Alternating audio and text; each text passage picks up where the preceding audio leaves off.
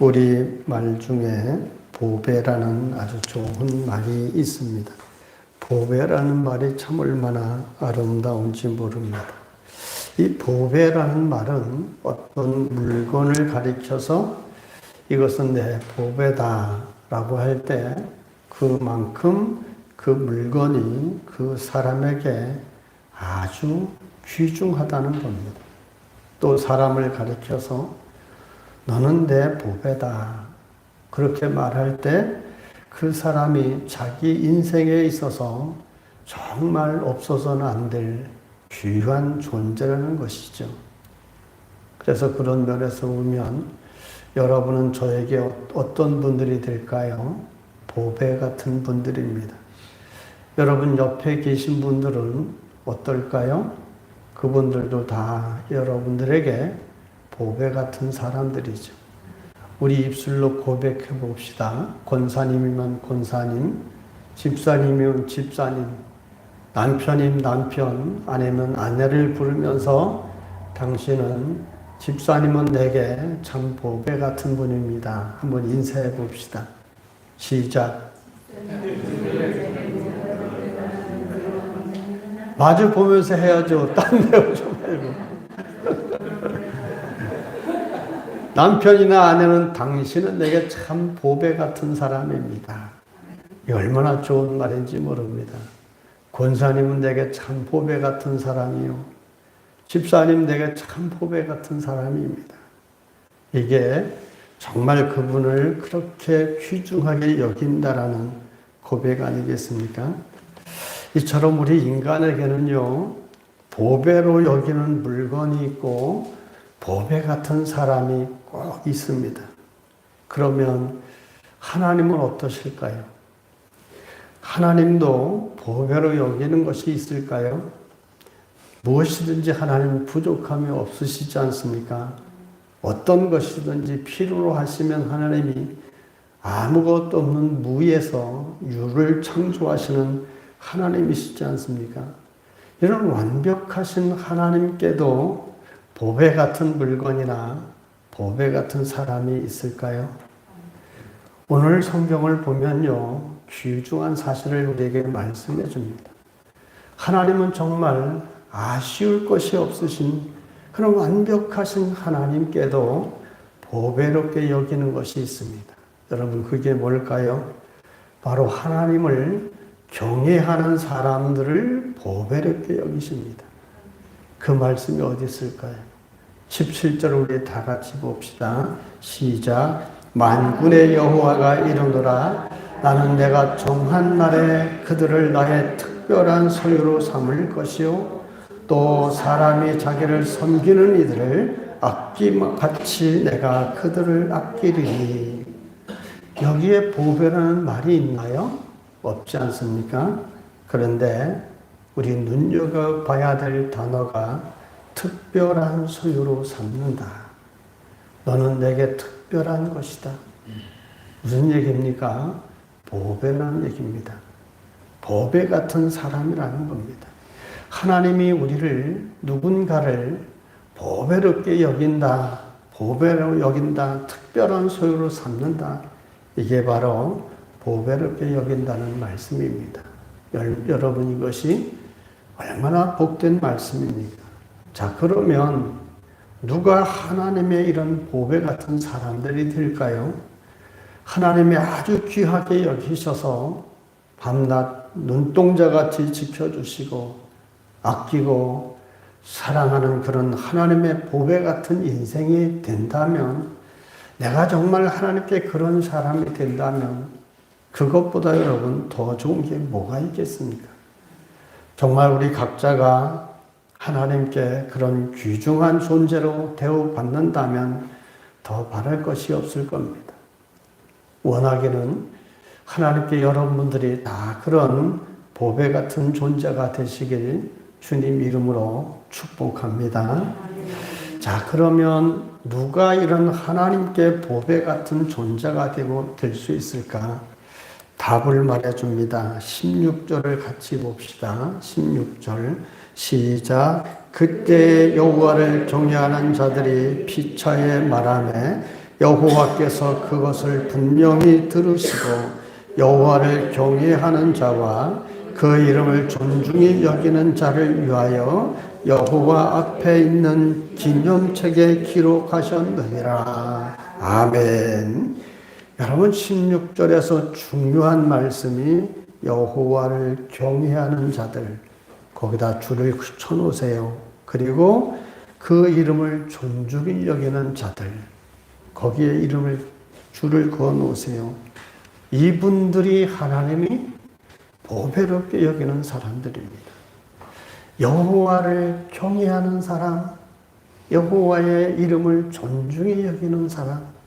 사무엘상에도 말씀하잖아요. 2장에 보면 나를 존중히 여기는 자를 내가 존중히 여길 것이라. 하나님의 이름을 존중히 여겨서 하나님의 이름이 누가 되지 않도록 살고 하나님을 경배하는 자로 살아가는 사람, 이 경외하는 사람은 하나님 앞에 보배 같은 존재가 된다. 보배같이 여기신다고 하나님이 약속하셨습니다. 그렇게 하나님을 경외하고 하나님을 존중히 여기는 사람들이 하나님께 얼마나 소중한지 하나님이 뭘 하시죠? 하나님 앞에 있는 기념책에 기록까지 하신다고 그랬습니다. 여러분 참고로 하나님께는 책이 3권이 있죠. 책이 무슨 책이 있을까요? 오늘 말씀하시는 기념책이 있고 또 생명책이 있고 행위책이 있습니다. 우리가 이 세상 살아가면서 하는 기념될 만한 메모리얼 북, 기념될 만한 일들을 기록하는 기념책이 있고 또 생명 구원 얻은 자의 생명책이 있고 우리의 모든 행위가 기록된 책이 있습니다. 이런 것들로 종말의 심판과 하나님 나라에서 상급을 주시죠. 그러면 하나님이 경외하는 자들에게 하나님을 존중히 여기는 자들을 기념책에 기록한다고 하셨는데 그럼 뭘 기록할까요? 하나님을 경외하는 사람들의 말과 행동이 기록되죠. 하나님이 기념할 만한 것, 거기에 충성이 있고 헌신이 있고 섬김이 있고 봉사가 있고 예배가 있습니다. 기념책에는 하나님이 기억하고 기념할 만한 메모리얼 북입니다. 중요한 헌신, 충성, 봉사, 하나님을 향한 사랑의 헌신 이런 것들이 이 기념책에 기록된다고 하셨습니다. 그러면 하나님이 왜 이 기념책에 이런 것들을 기록하실까요? 이유 없이 기록하시지 않지요. 상급을 주시기 위해서 기록하시는 겁니다. 그러면서 이렇게 하나님을 경외하고 존중히 여기는 자들을 하나님이 우리가 이 세상 사는 동안에 어떻게 대우하신다고 약속하셨나요? 17절 하반절을 한번 보시죠. 하나님 이렇게 약속하십니다. 17절 하반절을 보면 또 사람이 자기를 섬기는 아들을 아낌같이 내가 그들을 아끼리니. 한마디로 말하면 뭘 말합니까? 최고로 아끼고 사랑하는 자녀처럼 그렇게 내가 너희를 대우하시겠다는 겁니다. 하나님을 경외하고 존중히 여기는 자들을 하나님은 우린 인간적 표현으로 말하면 눈에 넣어도 아프지 않을 것 같은 최고의 자식같이 여기시겠다라고 합니다. 그렇게 여기신다는 것은 최고의 복이 있는 약속이고 최고의 보호를 말씀하는 거죠. 정말로 우리가 정말 최고 사랑하는 자식이 물질이 없어서 이 사람 저 사람에게 멸시받고 또 무시당하고 그런 것을 보고만 있는 부모가 어디 있겠습니까? 부모가 정말 돈이 있고 능력이 있으면 그 자식, 내가 눈동자같이 사랑하는 그 자식에게 있는 거 다 주고 싶지 않습니까? 그럼에도 불구하고 우리 인간이 하지 못하는 것은 인간이기 때문에 부모도 역시 가난하면 어쩔 수 없지 않습니까? 그런데 그 부모가 여러분 하나님이라면 어떨까요? 얘기는 달라지는 겁니다. 하나님을 존중하고 경외하는 사람이 그렇게 돈이 없고 힘이 없고 병약해서 사람들로부터 멸시와 조롱과 무시를 받는다면 하나님이 참으시겠습니까? 하나님은 안 참으십니다. 끝까지 다 채워주시고 보호하십니다. 여러분들이 아시는 분들도 있겠지만 그런 분당에 우리 교회에 이찬수 목사님 모르는 분이 없지요. 얼마나 훌륭하게 목회를 잘하십니까? 교회가 커서 훌륭한 것이 아니라 그분 인격이 참 훌륭합니다. 그리고 매우 겸손합니다. 사람이 이상하게요. 교회가 크면 목사가 교만해집니다. 그러면 안 되잖아요. 근데 이분은 참 겸손합니다. 그리고 아주 신실하게 목회를 하면서 세계에서 알아주는 그런 목사님이 되시지 않았습니까? 그런데 이분을 이렇게 크게 사용하는 데는 숨겨진 스토리가 있습니다. 이분의 아버지가 여러분 뭐 하신 분인지 아시나요? 한국에서 아주 작은 개척교회를 했던 목사님입니다. 개척교회 목사를 하면서 좀 더 하나님의 은혜를 많이 받고 싶어가지고 금식 기도하러 산에 갔습니다. 산에 가서 하나님의 은혜를 구하면서 금식 기도하다 어떻게 됐을까요? 하나님의 큰 은혜를 받아서 능력이 충만해가지고 왔을까요? 그랬다면 제가 이런 말씀 안 드리겠죠. 여러분, 목사님이 금식 기도하다가 죽었습니다. 조금 개척교회를 하다가 올망졸망한 아이들 놔두고 그렇게 세상을 떠났어요. 아니, 은혜를 받아도 될까 말까 하는데 죽었으니 이 사람들이 뭐라고 말하겠습니까? 목회한답시고 그 하나님께 가서 매달려서 금식하는데 그 목사님이 죽자니 그 하나님이 계신 게 맞아? 하나님이 있다면 어떻게 이럴 수 있어? 사람들이 이런 얘기 많이 듣게 되죠. 그러니 그 삶이 남겨진 부모, 목사님이 돌아가신 뒤에 남겨진 자녀들하고 그 미망인이 얼마나 어렵겠습니까? 이런 사실을 아는 당시 사람들이 다 혀를 찼을 겁니다. 그런데 여러분, 하나님은 그들이 말하는 것처럼 하나님이 아니 계신 게 아닙니다. 사람들은요, 우리 인간들은 당시 일어나면 그 짧은 순간만 봅니다. 하나님의 일은 크게 넓게 멀리 봐야 됩니다. 당신은 이 목사님이 하나님께 기도하다 죽었기 때문에 그 참 하나님이 어딨냐, 그리고 그 인생이 참 불쌍하게 여겨졌을 수도 있지만, 그러나 하나님을 그렇게 경외하며 살던, 하나님을 섬기던 그 경외하던 가정이 당시 사람들의 눈에는 망한 것처럼 보였겠지만, 여러분 보십시오. 오래지 않아서 하나님은 그 돌아가신 목사님의 아들을 오늘날 크게 들어쓰고 계시지 않습니까? 이게 바로 하나님을 경외하는 사람들에게 눈동자같이 사용하시고 보살피신다라는 최고의 아들로 대우하시겠다라는 하나님의 약속이 그대로 이루어지지 않습니까? 이 세상 살아가면서 여러분, 하나님을 정말 경외하고 신실하게 섬긴 분들의 그 삶은 당대의 복을 받지 못한다 하더라도 반드시 그 자손들이 하나님을 똑같이 경외하는 삶을 살아가면 그 복을 반드시 하나님이 주십니다.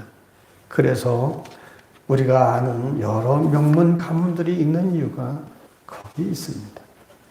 이처럼 하나님을 경외하는 사람들, 하나님을 존중히 여기는 사람들은 하나님이 그들의 말과 행동을 기념적에 기억할 만큼 기억할 일이기 때문에 기념적에 기록하시고 최고의 사랑으로 사랑하시면서 보배로운 존재가 되게 하십니다.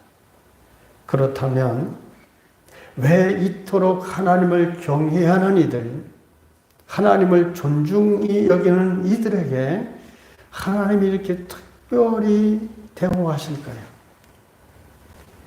그만큼 역설적으로 말하면 하나님을 경외하고 존중하는 이들이 보배롭게 여겨질 만큼 아주 귀하다라는 겁니다.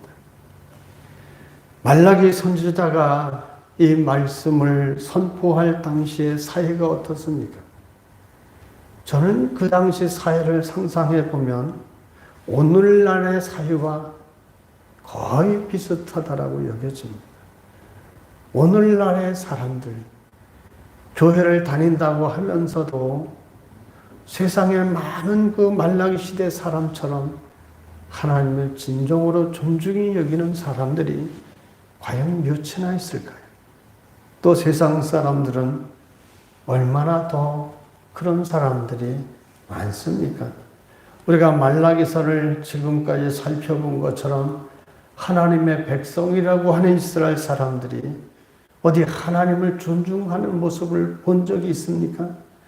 마치 하나님을 무슨 취급합니까? 거짓 취급하고 있지 않습니까? 요즘에요, 노숙자들도 1,000원짜리 하나 주면 받지 않습니다. 기분 나빠하고 째려봅니다. 가끔씩 우리 집 와서 초인종 눌러서 나가서 1,000원짜리 주면 째려봐요. 나를 거짓 취급하느냐는 식으로. 제가 오히려 사정합니다. 나는 작은 교회 목사요. 나는 가난한 사람이요. 나는 돈이 없으니 다른 데를 가보시오. 이렇게 오히려 주는 사람이 사정합니다. 그런데 당시의 사람들이 하나님을 그렇게 대우한 거예요. 먹지 못할 곰팡이 난 빵을 드리질 않나. 버려야 될 병든 그런 짐승들을 잡아 하나님께 드리지 않는가. 여러 가지로 하나님을 아주 욕되게 모욕되게 했습니다. 그뿐만이 아니라 오늘 말씀에도 나오지만 무슨 얘기까지 합니까? 하나님은 악하고 교만하고 이런 사람들이 오히려 잘 되게 해주시는 분이야. 하나님 말씀 다 지킬 게 어딨냐? 그렇지 않고 이런 짓들을 하는 사람들이 잘 되는 거 봐라. 하나님이 이런 사람들을 좋아한다. 이렇게 진리까지 왜곡시켜가서 하나님을 아주 욕되게 만든 사회가 당시 부패한 이스라엘 사람들의 모습이었습니다. 그들 중에 정말 하나님을 경외하고 존중히 여기는 사람들이 그래서 보배롭게 여겨질 정도로 많지 않았다는 겁니다. 그러니 하나님을 존중하는 사람들이 하나님 보시기에 얼마나 기쁘시겠습니까? 그러니까 그들을 향해서 약속을 베풀고 하나님이 책임져 주시는 겁니다. 그러면 당시의 사람들이 얼마나 악했는가? 우리 13절을 같이 봅시다. 시작. 여호와가 이르노라 너희가 완악한 말로 나를 대적하고도 이르기를 우리가 무슨 말로 주를 대적하였나이까 하는도다. 뭘로 하나님을 대적했다고 하죠? 말로 대적했다고 합니다. 하나님이 사람들이 말로 대적했다라고 말씀하시는 것은 하나님이 모든 사람들의 대화를 듣고 계시고 기억하고 계신다는 얘기입니다. 말로 나를 대적했다. 그것을 들으셨기 때문이고 기억하셨기 때문이고 판단하셨기 때문 아닙니까?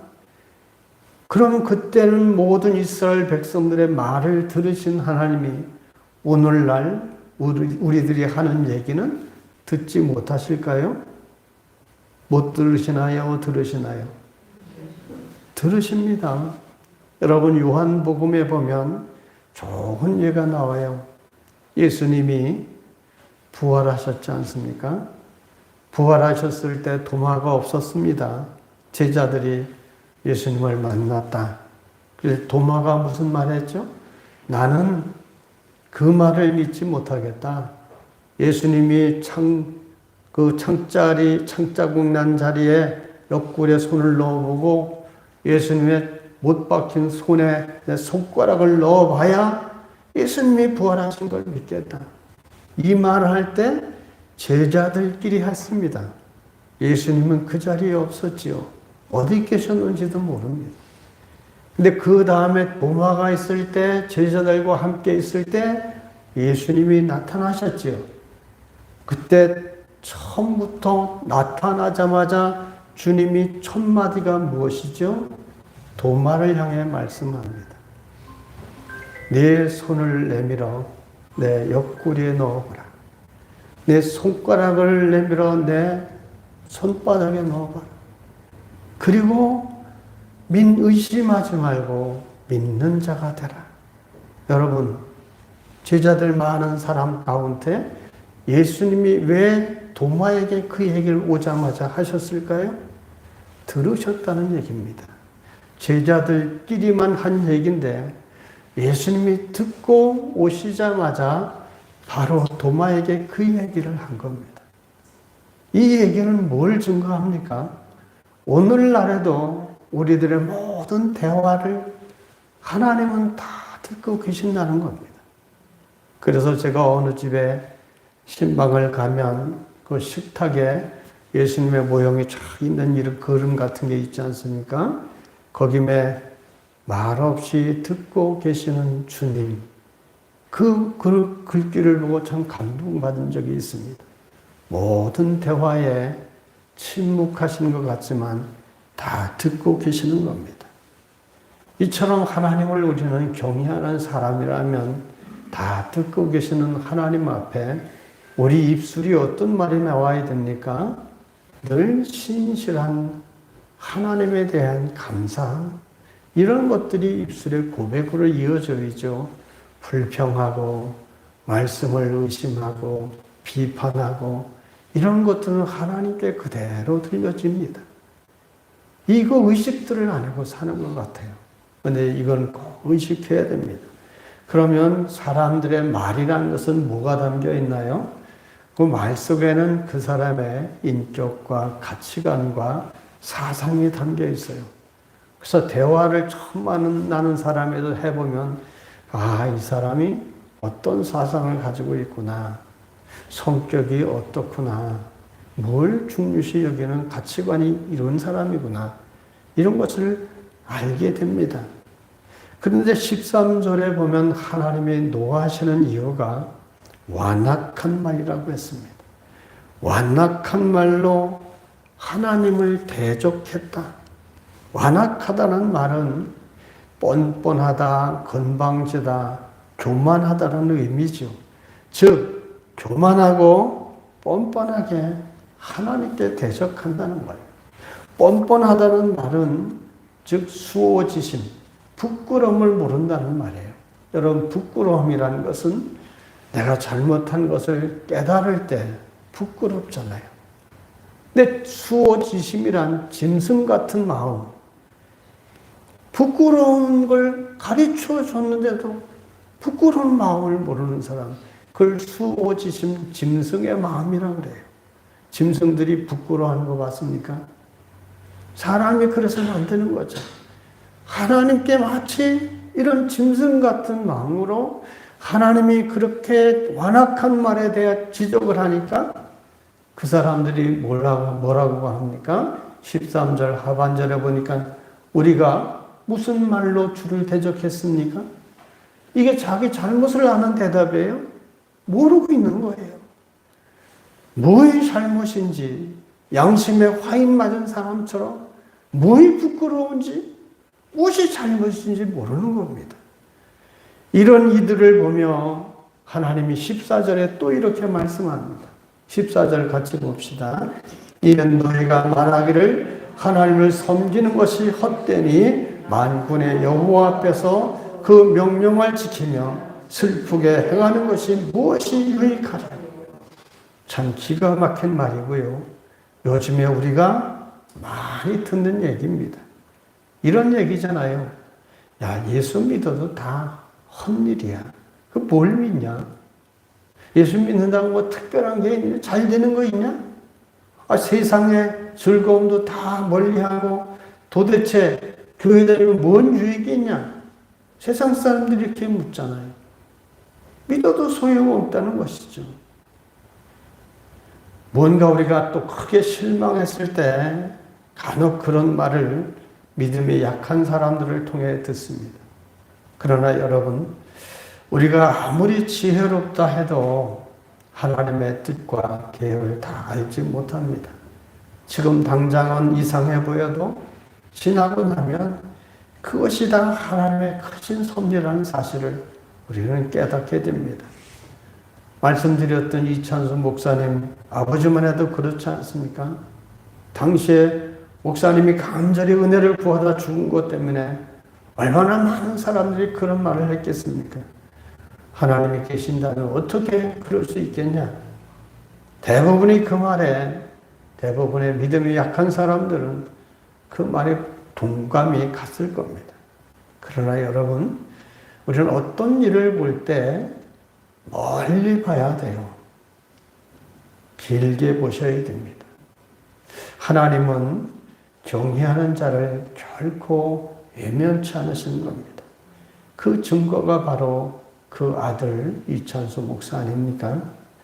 그렇기 때문에 어떤 일이라도 우리가 당장 어떤 일 때문에 좁게 보고 소심하게 생각해서 살아계신 하나님을 신뢰하지 못한 어리석은 언어들은 행하지 말아야 되고, 그런 말을 하는 이들에게 마음 뺏겨서 부안해동하지 말아야 됩니다.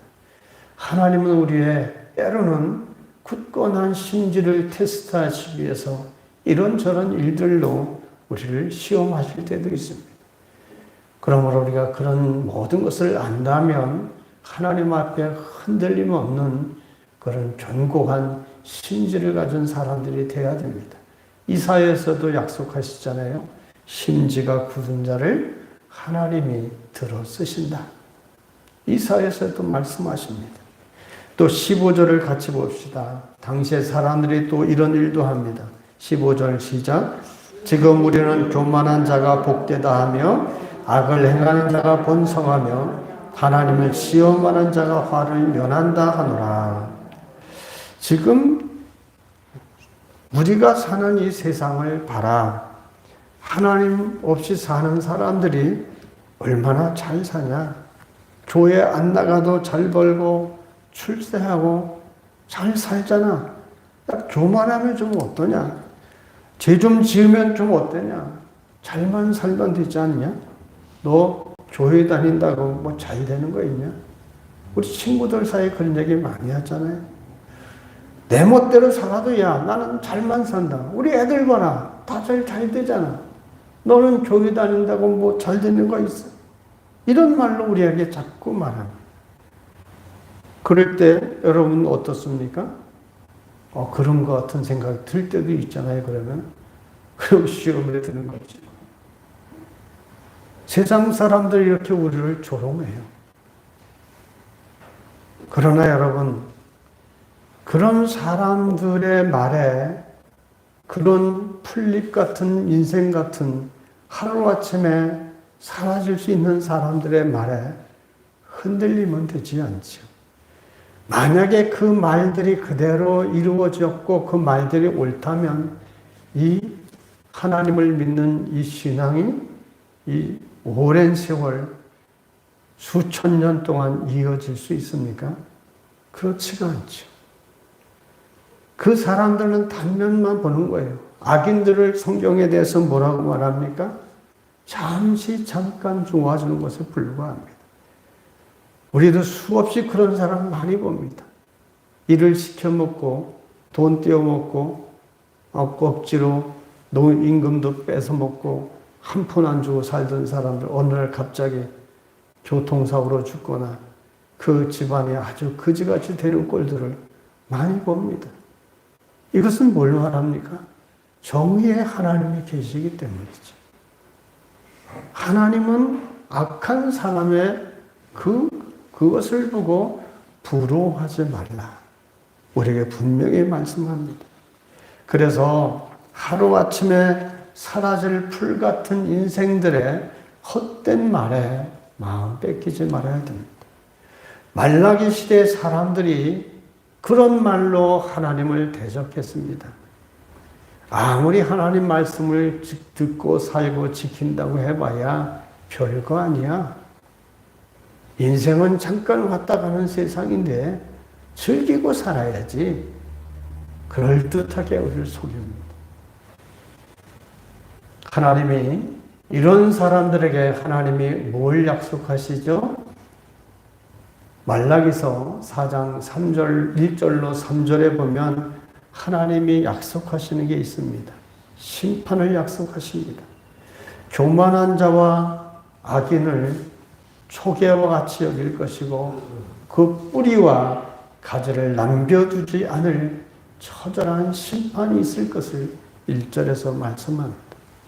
그러나 의인에게는 어떤 약속이 있습니까? 여기서 의인이란 하나님을 경외하는 사람, 존중하는 사람, 하나님의 보배같이 여김을 받는 사람들이 그 의인인데요. 그들에게는 어떤 약속이 있습니까? 의로운 해가 떠서 치료하는 광선을 발하게 될 것이다. 2절에서 약속해 줍니다. 그러면 여기서 의로운 해, 치료하는 광선이란 무슨 뜻일까요? 우리 삶에 의로운 해가 떠오른다는 것은 우리에게 경제적인 회복과 건강과 자녀의 잘됨 등을 이 복합적인 축복, 복된 말씀의 약속인 겁니다. 그래서 여러분, 하나님을 경외롭게 여기고 하나님을 참으로 존중히 여기며 섬겨온 사람들이 오늘날도 잘 보십시오. 그렇게 하나님을 꾸준히 섬긴 사람들이 노년의 복을 받고요. 그 자녀들이 그래도 다 형통한 인생을 살아갑니다. 이게 하나님 섬기는 사람들의 복입니다. 하나님은 그렇게 약속대로 함께 해 주시는 거예요. 이런 하나님의 완전한 승리와 축복, 그것이 바로 하나님을 경외하고 하나님을 존중히 여기는 사람들의, 하나님의 보배롭게 여기는 사람들에게 주시는 그런 복이고요. 그렇지 않고 하나님의 말씀을 왜곡하고 함부로 사는 사람들에게는 3절에 보면 믿지 않는 사람들이 믿는 사람들의 발바닥에 재같이 될 것이라고 했습니다. 그래서 악인의 잠시 부러움, 잘됨을 성경에서도 말씀한 것처럼 부러워하지 말라. 잠시 잘 되는 것을 부러워하지 말라고 하십니다.